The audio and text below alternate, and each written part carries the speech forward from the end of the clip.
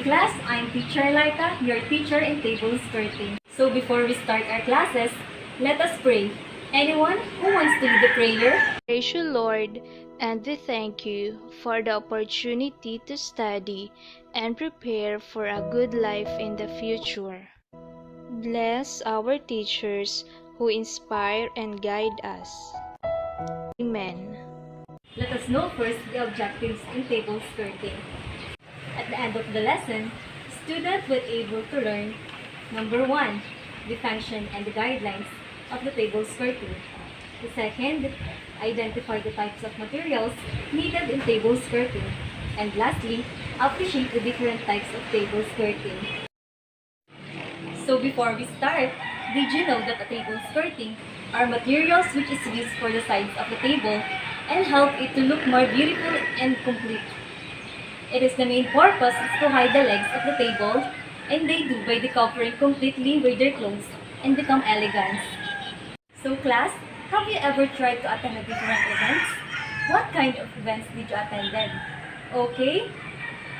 Very good example like birthday, wedding, and other occasion. So anyone from the class know about the table skirting? Anyone else? Okay, Miss Pedro? Okay, very good.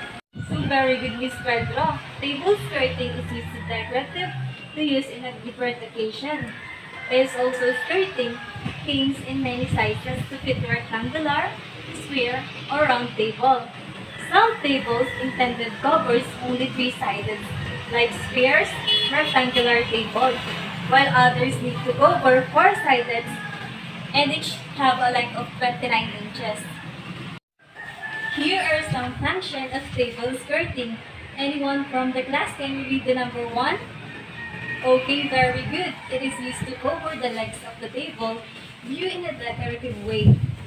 Next, give the elegance to the table, usually in a celebration. Very good. Next is to provide complete modesty of the table for the seated people. And lastly, used for the business and formal meetings, parties, and team events. Here are some guidelines in table skirting. First, be sure that the legs are sturdy. Next, Miss Janica, please read the number 2. Okay, make sure that the lines are well pressed and clean. Third, possible pins and thumb tacks must be visible. And fourth, observe the distance of the skirting in a floor length. So here are some materials we are needed in making table skirting.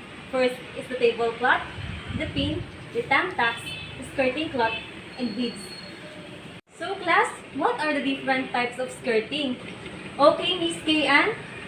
Okay, very good. Number 1 is the back split. Next is the double tip, the candle, the butterfly, the rose, and the diamonds. Here are the steps in making table skirting. Number 1, set the top of the clothes. Second, secure the top of the cloth using the thumb tacks and start with one side.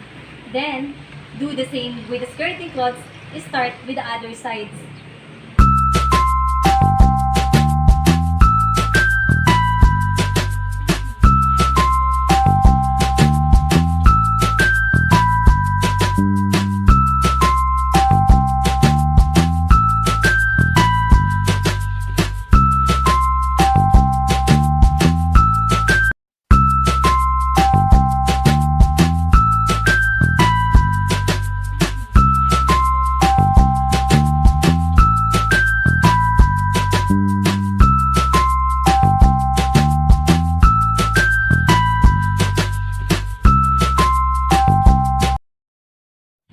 So before we end our topics, let's have an assignment.